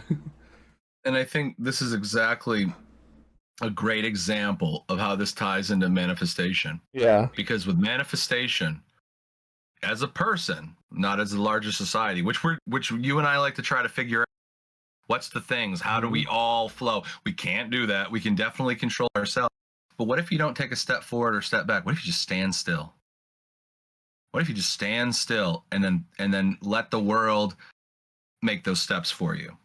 And that's where manifestation really is. It's I think it's not when I'm walking forward, I'm going somewhere, and if I'm walking back, I'm remembering something. Both those things bookend anxiety and depression. But what if I just sit here and I look at this tree, like I look at a tree, like what happens in my mind? What if I stop moving and realize it's just one moment that I live in? What if you lick that tree? You can. Maybe you're into it. You gotta try, right? Yeah, no, I say try things. I used to eat seaweed off the beach. I try things. Silly. But no, being silly's cool. Like sometimes the silly thing is the option. Sometimes I go up, dance in the front road, like practice my steps and look at the sky, and it doesn't have to be anything. Like a lot of times I'm a person who's like, what am I doing next? What am I doing next? Where am I going? What am I doing? What are you doing? Just stand still, dude. Just fucking stand still. How do you do be like, doing? How doing be you do be? Yeah. Doobie? No, you're gonna smoke a doobie? Doobie. No, like Scooby Dooby Doo. What you're saying is very true. Like you can't just stand still. You got to actually move, and sometimes that does work on a grand scale with every. I feel like we've actually got to a really great point in this conversation of how manifestation actually works, is that you have to be moving. You have to, like, as a society, you have to be moving.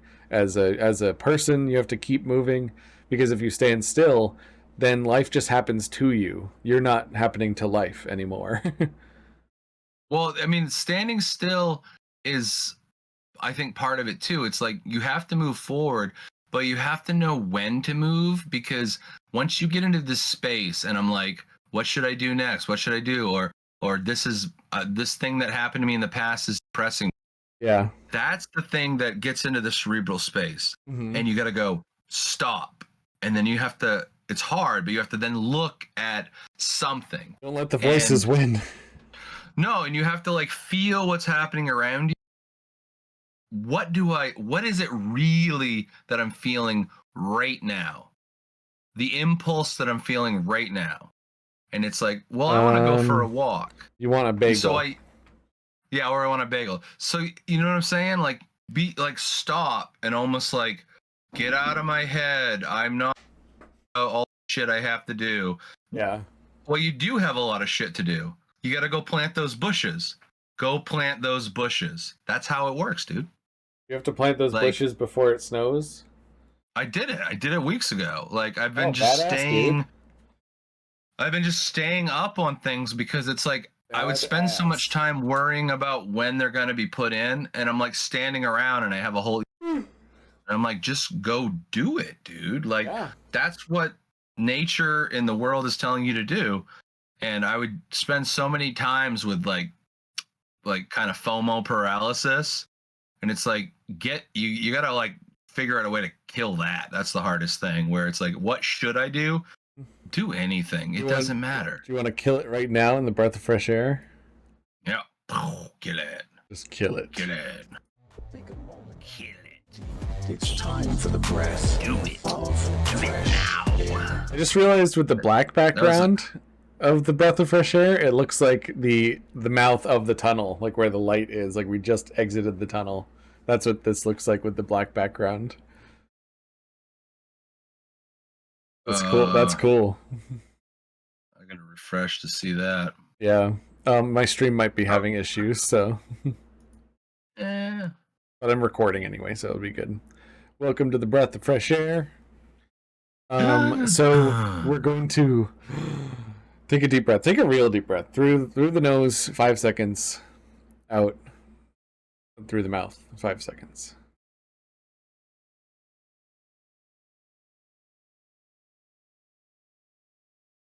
I did it longer than 5 seconds. See, that feels good, man. It does See, feel good.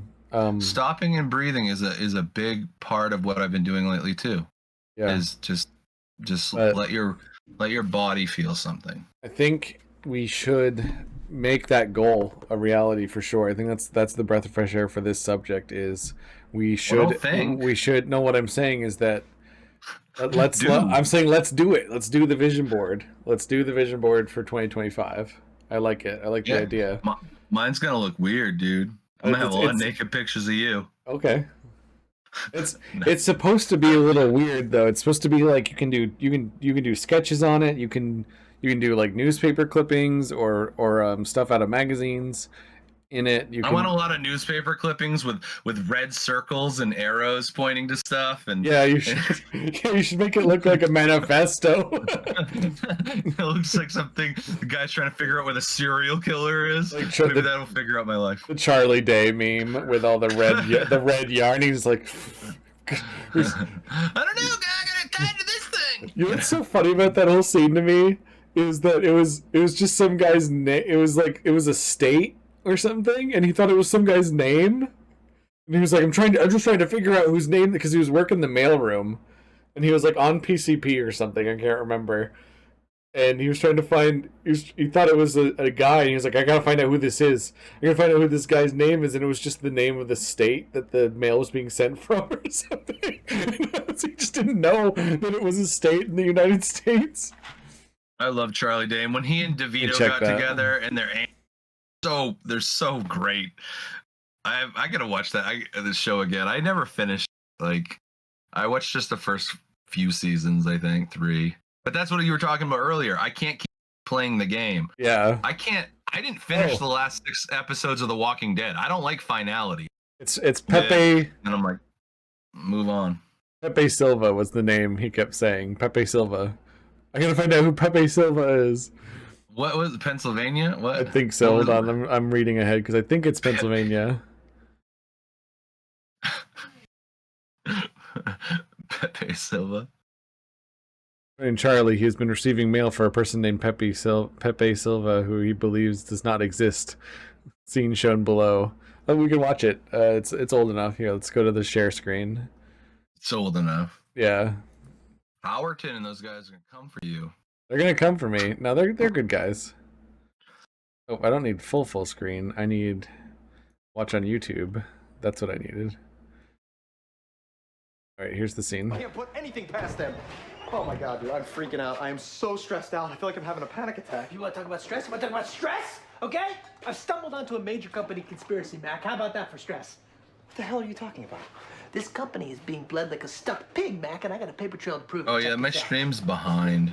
So. Yeah, it's gonna be very behind. Jesus Christ, that right there is the mail. Now let's talk about the mail. Can we talk about the mail, please, Mac? I can't watch it, okay? But you're seeing it on the stream later on. Over and over again. Every day, Pepe's mail's getting sent back to me. Pepe Sylvia, Pepe Sylvia. I look in the mail. Well, this whole box is Pepe Sylvia. Matt reacts. Here we go. Pepe Sylvia. I go up to his office. I gotta put his mail in the guy's goddamn hands. Otherwise, he's never gonna get it. He's gonna keep coming back down here. So I go up to Pepe Pepe's Sylvia. office, and what do I find out, Mac? What do I find out? Oh.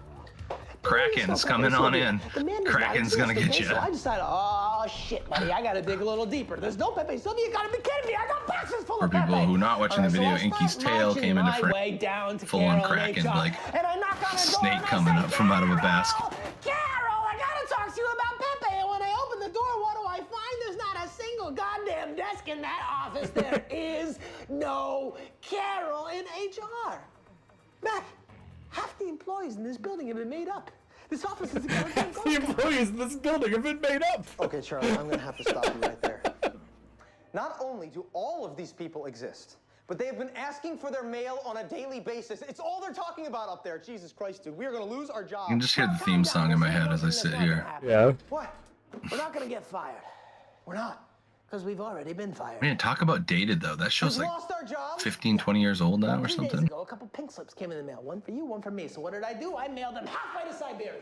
Okay? If we've lost our jobs, that means we've He's lost our health crazy. insurance, which means all of this was for nothing.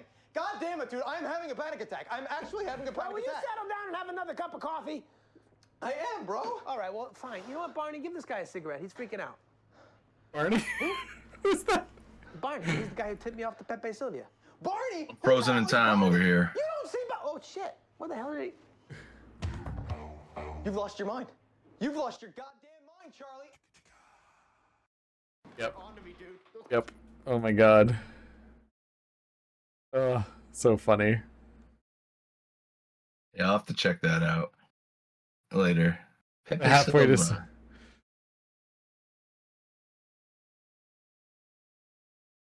I'm just looking at the comments now. Because some of them are really funny. If Charlie's illiterate, who's reading or writing the notes on the wall? That's a very good one. The way Charlie screams "Carol, Carol." Yeah, that was making me laugh too.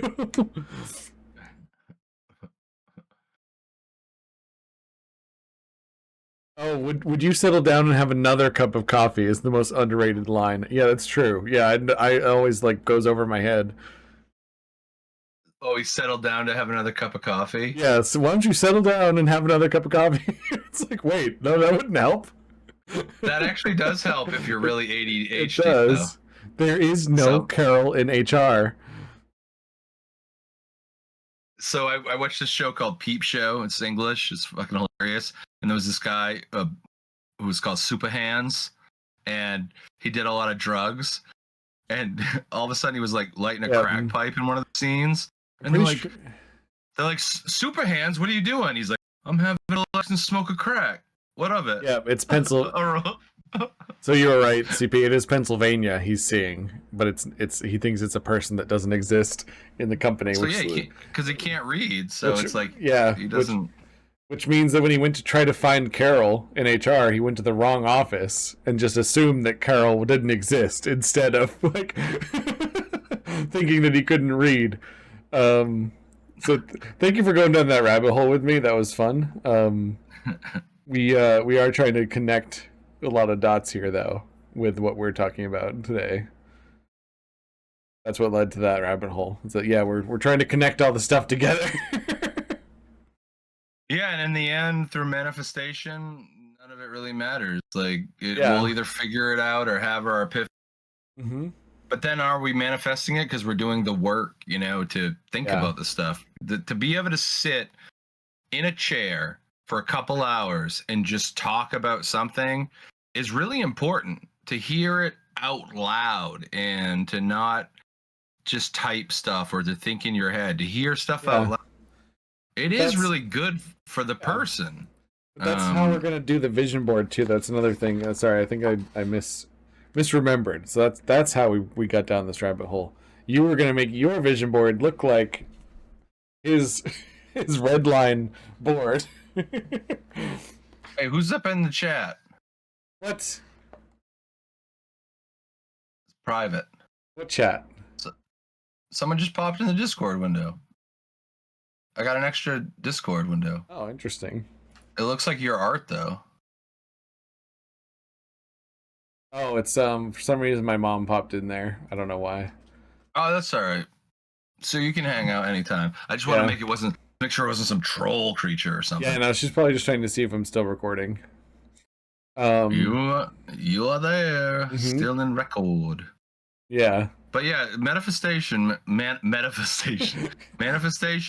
Is it real? Is it not? Who knows? But like, if you just pretend. Yeah, Okay, just pretend. hypothetically, Well, no, spend the next week pretending Okay. like I'm on a path. I don't have to think about, you have to go to work and stuff like that. You've scheduled that. But other than that, just kind of flow with it. Like, think when things pop into your head, and if they're related, like if you're at work and a related thing pops into your head, you're like, yeah, I should go do that. Go do that and see how it guides you through the day. Right. And let the day kind of move, and think about what you might want with that day, what's going to make you feel good, and see if anything happens. As part of the breath of fresh air, though, I wanted us to see if we could do the vision board right now, or part of it anyway. Maybe a small part of it. For January, like I wanna get fit. That's the biggest thing. Like I'm tired of Dude. That was last year's vision board. That's everybody's last year's vision board. Yeah. Oh shit. Okay, I got a marker here. Inky, you're messing up the internet. Get out of there. I'm gonna grab this. So it's also intuition. Like, this is what I'm using for a paper. Because I needed paper and needed marker. Yeah. Grab the first ones that I saw. Nice. Just ripped up. So it's like, well, this is meant to be. I'm on the wavelength. And you suggested it. So it's like, and then I wasn't like, oh no, I don't have time for that. I'm jumping into it. And I'm gonna make my vision board. Jumping into it. Is it Vision? Yes. Vision. Yeah, it's. That's right. So a vision board is supposed to be just like you can put little sketches. You can write the words. You can scrapbook it. It's basically just making sure that you get it out of your head and onto something physical in the universe instead of being in the conscious realm, which I'm convinced consciousness is literally another universe that we're just tapped into through our neural pathways. Talking about woo-woo stuff, like that's getting way out there. Oh yeah. Are you doing your vision board? I am. I got a picture of a dumbbell so far. Oh yeah, I'm just writing stuff. I'm kind of doing more of the. Because I got to get fit, and then I want to just feel good. I want to go into my 40s and 50s like really feeling like good and like healthy, and not questioning if I'm gonna have a rough 60s, 70s, and 80s. I want to know that I'm taking enough care of my body that those years are not going to be struggle or suffering. So we got January.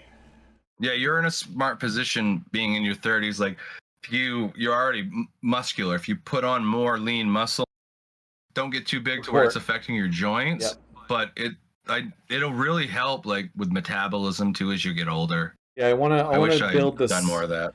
I want to build the support structure. Yeah, I want to make sure that I am. I don't want to be a bodybuilder. I want to be strong in all the sense of the word. I want to be able to function with very little prep. Like if I see some shit go down where I need to jump into action, I don't want to go, oh no, my hip, or oh no, this muscle group doesn't work that well, and then just fail, and then the person I'm trying to help dies.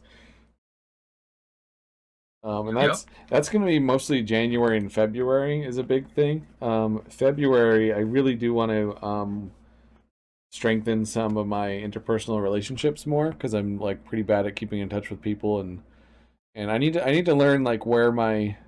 No, you're not, dude. You see me every week, and we text, and we talked on the phone this week. I literally had to. That's a lot. It doesn't have to be more than that. I had to start a podcast with you though. Like that's how bad I am at it. That I had to make it a thing that is a long-term goal in order to like keep in touch with you. And I'm not saying I wouldn't keep in touch with you otherwise. It would just be like a text here and there instead.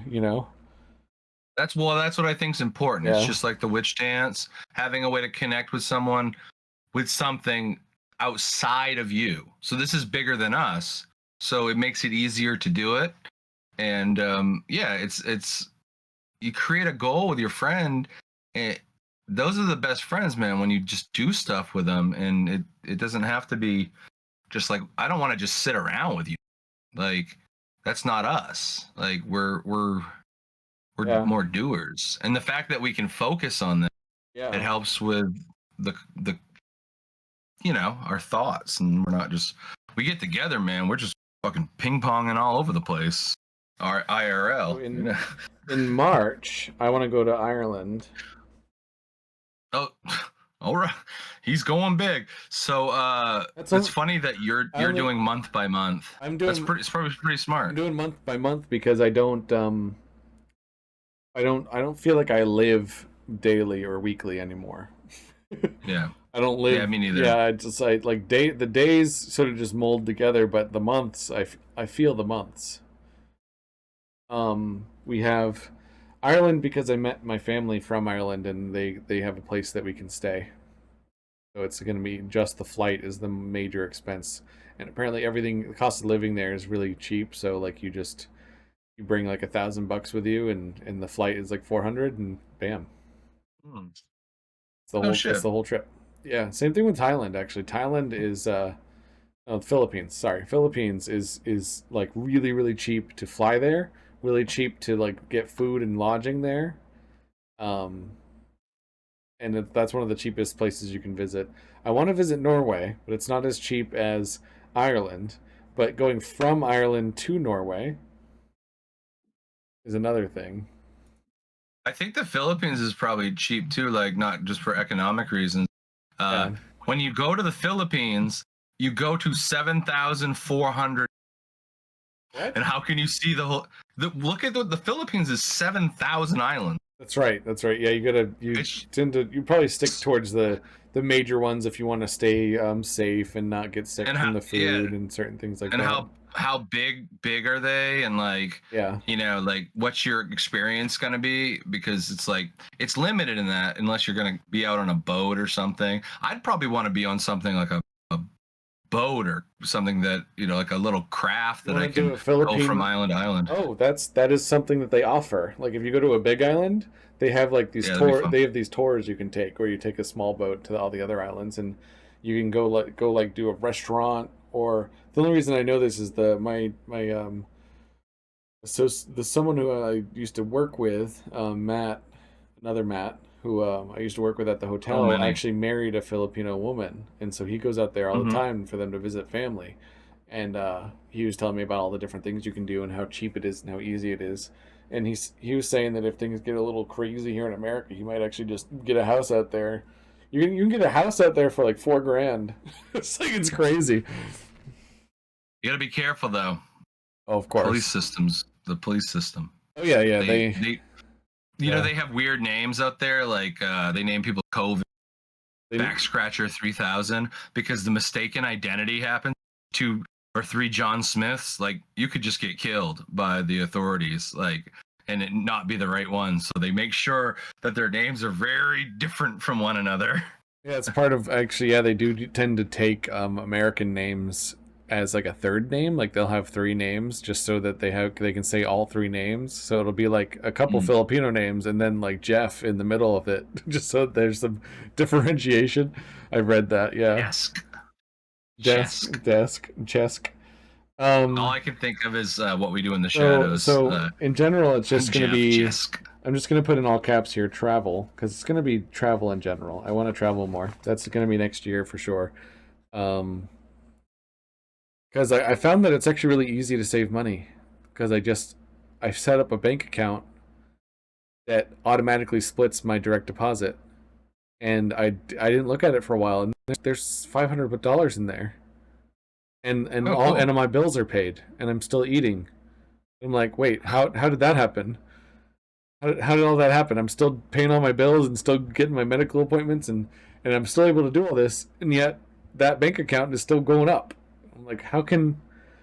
So now I have a little savings account forming, which is right on, man. And that's important because it gives you a sense of security in case bad stuff happens. I have about $1,100 in total saved up right now, from just setting. like if you get direct deposit from a company, I'm just saying anyone watching or listening, if you get direct deposit, just set it up so that it's split into another bank account and you won't even feel it. You'll forget about it. You'll forget about it, and then suddenly you have $1,000. It's like awesome.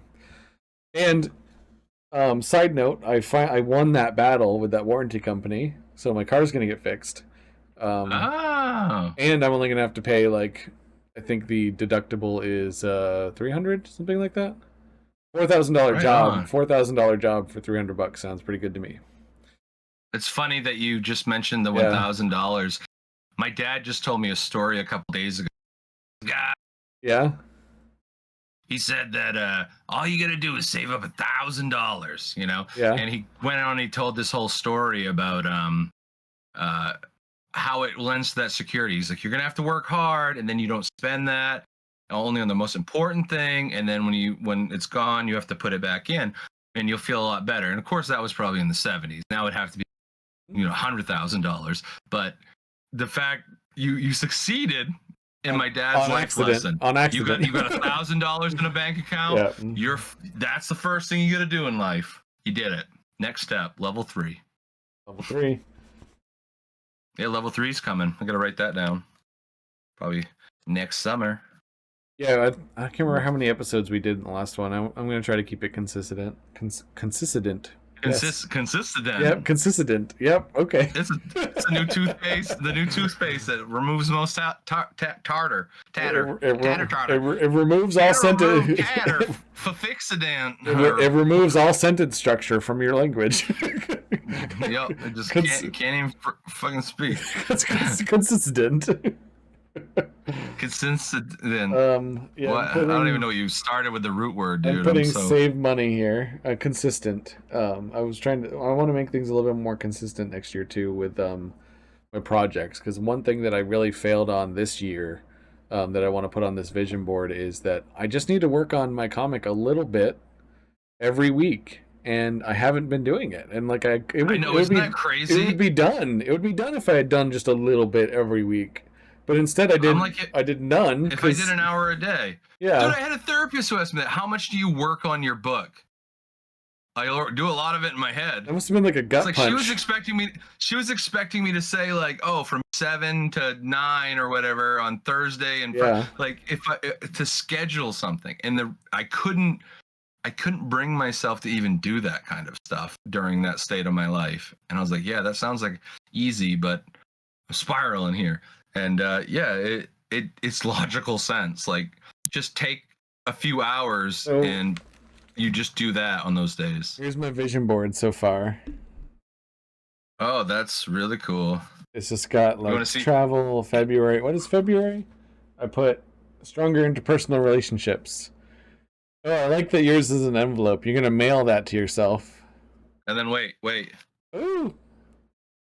The little tabs. Nice. I like the tabs. See, like, just picking this stuff up, like thinking I need a perfect piece of paper. You know, I feel lighter. This is more fun. I feel lighter having written this down, actually.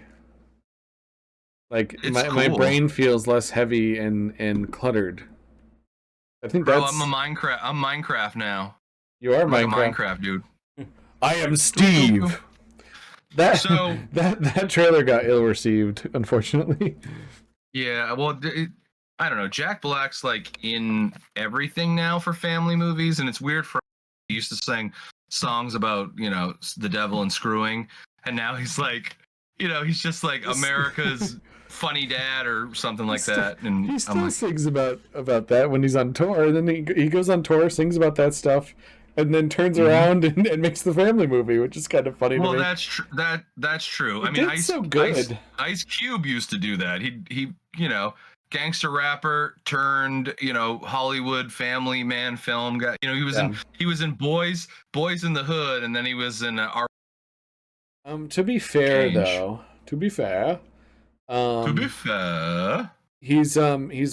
I think he's doing what a lot of actors do, which I refer to it as sunsetting. What that means, different things in different worlds, but I refer to it as sunsetting, is where he knows that eventually he will become irrelevant, and he's planning for it. He's basically padding his bank account so that he never has to worry about money again, and he can maintain the lifestyle he's lived. And he is a funny guy, and he is the funny dad. So why not like pad his bank account in that way? The thing is, he's not in charge of the art direction of Minecraft, and that's what people are criticizing. They're not criticizing him. Yeah. They thought he was just going to be a voice. Everyone thought it was going to be like another animated, which would have been awesome. Like, I don't know why they didn't just do that. Like, fully animated. Yeah.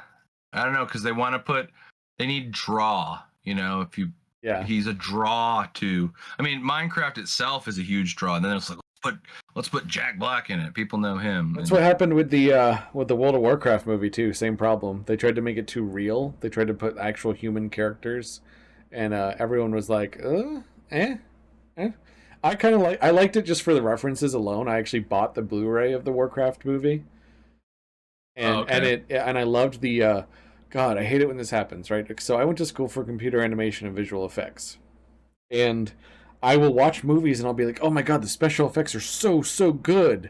And then the internet will just shit all over the movie. And I'm like, oh, those poor artists. I feel so bad. Like, cause like, it's not their fault. They did amazing work. Some of that shit just looked real. Looked like it was in your face and real. And then because of the writing or the acting, the movie just flops. And it's like, man, those VFX artists did so much work and it looks so good. And no one's gonna give a shit. And it's unfortunate too, because that's becoming a business in itself. Just people creating content to shit on stuff, you know, because people they know they can sell it, and then people are monetizing like shitting on art and just being a dink, you know. It's just there's Jupiter. It's weird. Was it Jupiter Ascending? Was another one. Brilliant. I didn't see that one. So that one's worth it just for the visuals. Like, watch it just... I know it's a Wachowski, and I love the Wachowskis, but, like, I don't know. It was that same idea. That's why I stay away from Rotten Tomatoes a little. Yeah.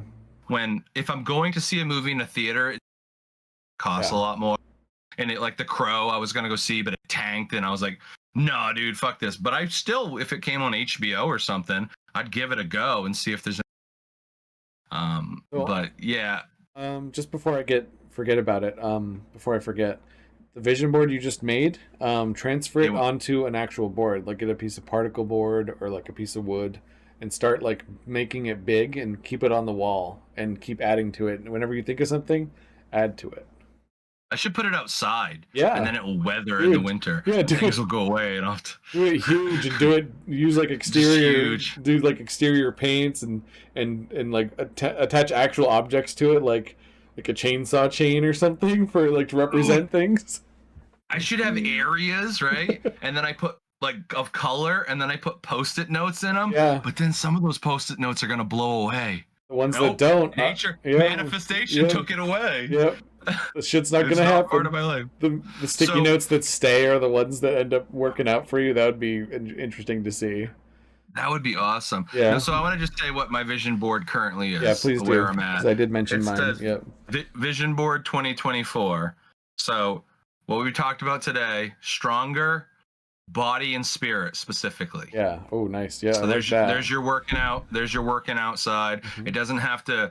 There's no goal that says I have to get to a certain area, and I think that's what's starting to become important, and that's how manifestation will work. Don't set something like I'm going to lose 60 pounds, you know, in the winter or something. Just go do actions and like for improvement and see if they can build. And don't kill yourself with this stuff. Don't kill yourself. So be more selfish. What a thing to add on a vision board. Be more selfish. But I need to be more selfish. You do. I need to have the body and spirit. That means I'd have to go spend time doing that. That's not necessarily with other people. People like you and I do need to practice that more. I've tried to practice it, and I had to defend it for the first time too recently. It's supposed to be breath of fresh air, so maybe this might be a little too dreary to talk about. But I did recently have to defend my selfishness. Like, you know, I made promises to one person, and I had to say no to another person, and I got shit for it. And I had to be like, no, I wanted to keep my mental stability at a certain level, so I wanted to keep the promises I made. So I had to say no to this, even though I would have preferred to do the other thing. I was selfish in that. Like I just said, I want to maintain my level of mental stability, and I did. And the other person felt shitty about it. We ended up like making it up, but it was still like a lot. Sometimes you have to be selfish to like if you want to keep your peace. I was an active people pleaser. Yeah. And that's why this witch group is great, because it's a big group of these type of people. So it's a whole new experience where people are supportive and want to do stuff and with you, instead of being like, nah, I'm just gonna like watch you kind of shit. Whatever. But yeah, that's important. You have to be around certain people and certain people in your lives. Not that they're like they shouldn't be in your lives, but there's areas they should be in, areas they shouldn't be. Like, we don't have to do everything all the time with people, and sometimes you can't be a people pleaser. You have to go, I can't come to Thanksgiving because I really need to see my folks. Yeah. My folks are going to be really happy. You're not going to be happy, but it's within reason. I've been here the last 3 years. Yeah. My 70-something-year-old parents, I got to go see them because they're getting old. It's like that kind of shit. I'm putting a link.